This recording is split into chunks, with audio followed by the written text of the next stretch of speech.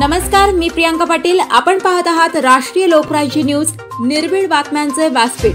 आज आपण दिवसभरामध्ये घडणाऱ्या घडामोडींवर नजर टाकूया। चला पाहुणं, आपल्याला जायचंय। पण कुठे जायचंय?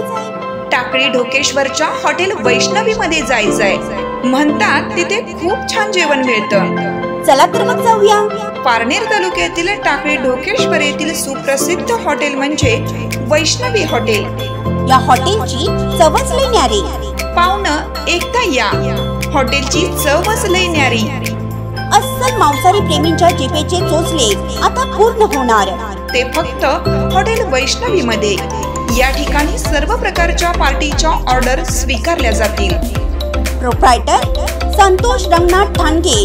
संपर्कासाठी मोबाईल नंबर 8830578505। या हॉटेलचा पत्ता नगर कल्याण हायवे, पारनेर चौक, टाकळी ढोकेश्वर, तालुका पारनेर, जिल्हा अहमदनगर।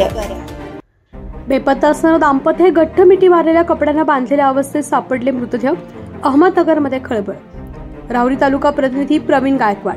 गेल्या 4 ते 5 दिवसांपासून बेपत्ता असणाऱ्या पती पत्नीचा घट्ट मिठी मारून कमरेला कपड्यानं बांधलेल्या अवस्थेत मृतदेह सापडलाय।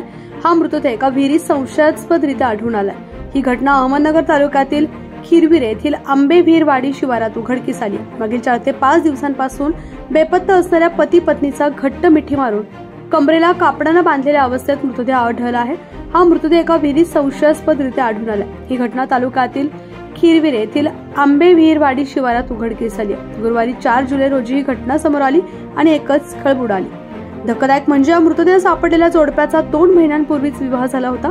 काल रात्री उशिरा अकोले ग्रामीण रुग्णालयात त्या दोघांचे मृतदेह आणण्यात आले। या आत्महत्या आहे की घातपात याबाबत सध्या उलटसुलट चर्चा असून पोलीस तपास करतात। बहिरू काऊ डगळे वय वर्ष 25, सारिका बहिरू डगळे वय वर्ष 22 असं मृत दोघांची नाव आहे। अकोले पोलिसांमध्ये 1 जुलै रोजी हे जोडपे हरवल्याची तक्रार आली होती। त्यानंतर 3 दिवसांनी म्हणजे काल दोघांचे मृतदेह विहिरीत तरंगताना आढळून आले। नेमकी ही आत्महत्या आहे की घातपात याबाबत परिसरात उलटसुलट चर्चा सुरू आहे।